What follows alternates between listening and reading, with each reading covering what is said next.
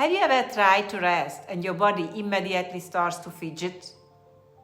You sit down on the couch and something inside you feels uneasy, restless, off, like you should get up, even though there is nowhere you actually need to go. This happens to so many people. You lie on the couch and your mind suddenly starts listing tasks, like clean the cupboard, go shopping, call the boss, get the dry clean.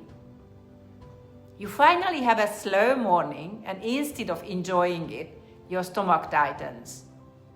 A day off can feel strange. Holidays feel uncomfortable at first. So you are technically resting, but inside you can't settle.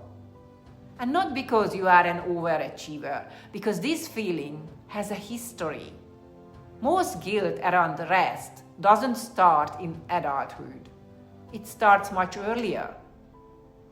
These are most likely old household rules that quietly shape how you move through your present. For me, it showed up in a very specific way. For years, I couldn't even look at my bedroom during the day. And not because I wanted to lie down. That thought never even crossed my mind. In my family, every room had a function.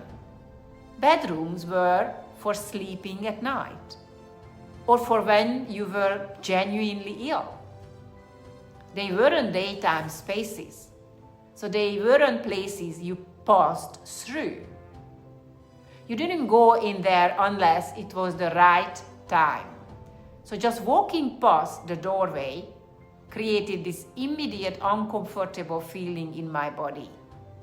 A distinct guilt, as if I was about to use something at the wrong time and in the wrong way. Nothing actually happened in that room. No one was there, no one was watching me. But my body reacted anyway. Because that rule about bedrooms wasn't just about the room. It was about order, about timing, about doing things the proper way. So my body learned early on, keep moving through the house. Stick to the right spaces. Don't drift into places meant for rest until you are allowed to. That rule stayed with me for years, even when I lived alone, even when the house was quiet, even when there was nothing to explain or justify. So that's how these patterns live on.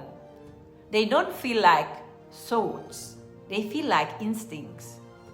You might recognize this in your own life, feeling uncomfortable resting while others are active.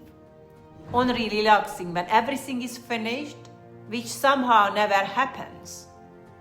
Or feeling uneasy slowing down even when nothing is really urgent. Standing up, checking something, finding a task just to avoid the feeling of sitting still and the guilt.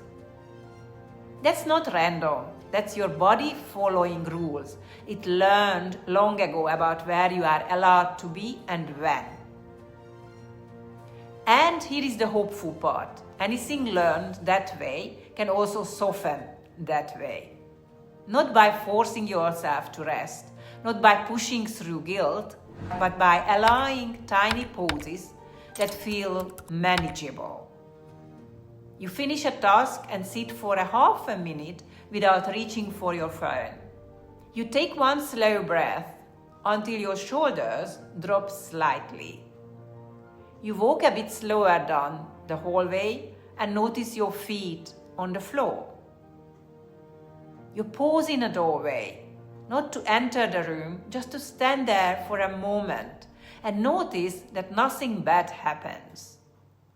These moments are small enough to feel okay. And slowly, quietly, they teach your body and mind something new. Over time, those small moments add up. And one day, you notice something subtle. When you pause, your chest doesn't tighten as quickly. Or your stomach. So when you sit, the urge to jump up doesn't rush in straight away. You feel more relaxed and centered, clearer in your head, more present in your body. Rest stops feeling like a mistake and starts feeling like support. Life no longer feels like something you have to outrun to keep up. You don't lose momentum when you slow down. You actually regain yourself.